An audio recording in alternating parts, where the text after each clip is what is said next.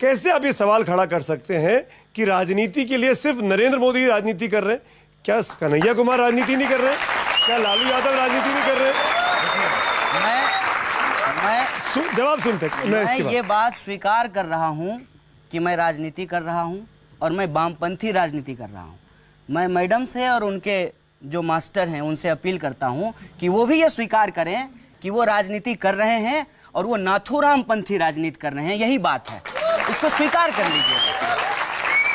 कन्हैया, आजाद कश्मीर पे आप क्या कहेंगे? आजाद कश्मीर कहाँ है? नहीं, नारे लगते हैं, आपकी क्या प्रतिक्रिया है उस पे? आजाद कश्मीर जब मैं कह रहा हूं कि मैं संविधान को मानता हूं तो इस देश की एकता और अखंडता में भी भरोसा करता हूं। अपने मन में ही सपना आया, कुछ मान लिए, ऐसे नहीं होता है। तो आप आज कहिए कि कश्मीर भारत का इंटीग्रल हिस्सा है। ये आपके ये इसमें कहने की बात है? नहीं, तो आप नहीं कहती हैं क्या? हम तो कहते हैं। आप मानते हैं कि नहीं मानते हैं? हम तो मानते हैं। तो आप बोलिए कि कश्मीर भारत का हिस्सा है। कश्मीर भारत का हिस्सा मैं है। आपकी बात का पूर्णतः समर्थन करता हूँ। पर आप क्यों नहीं कह पाते?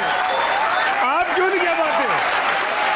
कन्हैया, मुझे आपकी बात को रिपीट करने का मन कर रहा है। हाँ। एक मिनट अवधेश बाबू, मुझे आपकी बात रिपीट करने का मन कर रहा है। जो आपने गुंजा के साथ किया वो मैं आपके साथ खेलना चाहता हूँ। एक बार आप कहिए, क्या कश्मीर भारत का अटूट हिस्सा है? कश्मीर से लेकर के कन्याकुमारी तक सब भारत का अटूट हिस्सा है। जम्मू कश्मीर भारत का अभिन्न अंग है। जम्मू कश्मीर भारत का अभिन्न अंग है। बिल्कुल है, इसमें कोई दो राय थोड़ी है। कहिए ना इसको। है, As it is कोर्ट में बोल दीजिए, ये मैं बोलूंगा। मैं कहिए तो मैं गर्दन में लटका के घूमूं। अगर यही पैमाना है सर कि असली सवालों पे बात ना करके, ये स्थापित बात है, ये सच है, तो तख्ती लगा के घूमते हैं, फिर हम बेरोजगार हैं ये सवाल भूल जाएंगे। हम नोटबंदी में जो है इतना बड़ा घोटाला हुआ, ये सवाल हम भूल जाएंगे। इस देश के भीतर हाँ वही बात तो नहीं, आप हमसे यही पूछिए बार बार कि आज तो जनता के मंच पे आप हैं। आप हमसे बार बार यही सवाल पूछिए। आज जनता के मंच पे आप हैं, तो आपको जवाब देना है। देश को जवाब दो। कन्हैया भाई, बोल देता हूँ, फिर सर का सवाल लीजिएगा। हम यही कह रहे हैं कि आप हमसे बार बार यही पूछ करके कि आप देशभक्त हैं कि नहीं है, कश्मीर भारत का अभिन्न हिस्सा है कि नहीं है, आप अर्बन नक्सल हैं कि नहीं है, मेरे इस सवाल को भटका देना चाहते हैं कि आज 2 करोड़ नौकरी क्यों नहीं है। ये सवाल है सर। ये असली मुद्दे देश के कन्हैया कुमार तय करेंगे। नहीं, जनता का सवाल, जनता का मुद्दा है ये। शिक्षा सिर्फ मेरे लिए है सर। सुनिए मेरी बात, आप अपने बच्चों को स्कूल नहीं भेजते हैं। आपको इस बात को आप समझाना अपने बच्चों को स्कूल भेजते हैं कि नहीं भेजते? आप मुझसे सवाल पूछ के क्या साबित करना चाहते हैं? नहीं, तो आप कहते हैं आप भी स्कूल जाते हैं, मैं भी स्कूल गया था। इस देश का आप भी कॉलेज गया, मैं भी कॉलेज गया। आप जेएनयू जैसे कॉलेज गया, मैं साधारण से कॉलेज में गया। तो देश, आप बहुत बड़े कॉलेज में पढ़े, मैं साधारण से कॉलेज में पढ़ा। आप बहुत अव्वल दर्जे के छात्र हैं, मैं बहुत ही निम्न दर्जे का छात्र हूँ। तो देश का असली मुद्दा जो है वो शिक्षा है कि नहीं? कन्हैया, सब कुछ है। इस देश का असली मुद्दा बीते 4 साल में पैदा हुआ है। नहीं, 65 साल को भूल जाएंगे आप? नहीं। मैं वही सर, आप सरकार की इतनी आलोचना करते हो, बुराई करते हो। नाम बताओ पहले। मेरा नाम शांतनु पांडे है। अब आप सरकार की इतनी बुराई करते हो, आलोचना करते हो, तो आप ही बता दो कि आपको सरकार के 5 अच्छे काम क्या लगे।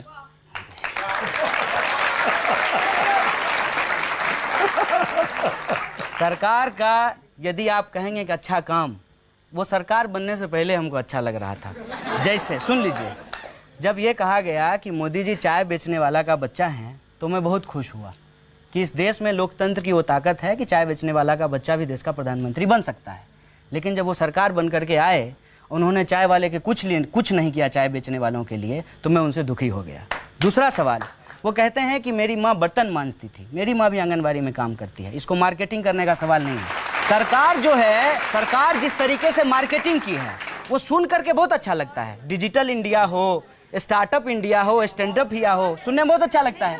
लेकिन सरकार ग्राउंड पे एक भी ऐसा काम नहीं किया है जो हमको अच्छा लगे। तो इनसे भी व्यक्तिगत सवाल आप ये कह सकते थे कि मुझे एक भी काम अच्छा नहीं लगा। हाँ, तो कहते ये कह देते थे ना। नहीं, व्यक्तिगत आक्षेप जो लगाना है ये जरा थोड़ा दुख की बात है। लेकिन मैं एक सुन लीजिए, आप सामाजिक समानता की इन्होंने आज बहुत बात करी है। तो इनसे ये पूछा जाए कि इन्हीं की पार्टी के, अभी इन्होंने सीपीआई ज्वाइन कर लिया है, तो इन्हीं की पार्टी के इनके बहुत ही करीबी मित्र लोग हैं जिन्होंने इन पे और इनके संगठन पे जातिवाद का आरोप लगाते हुए जो है त्यागपत्र दिया है और कहा है कि हम पार्टी तक छोड़ रहे हैं।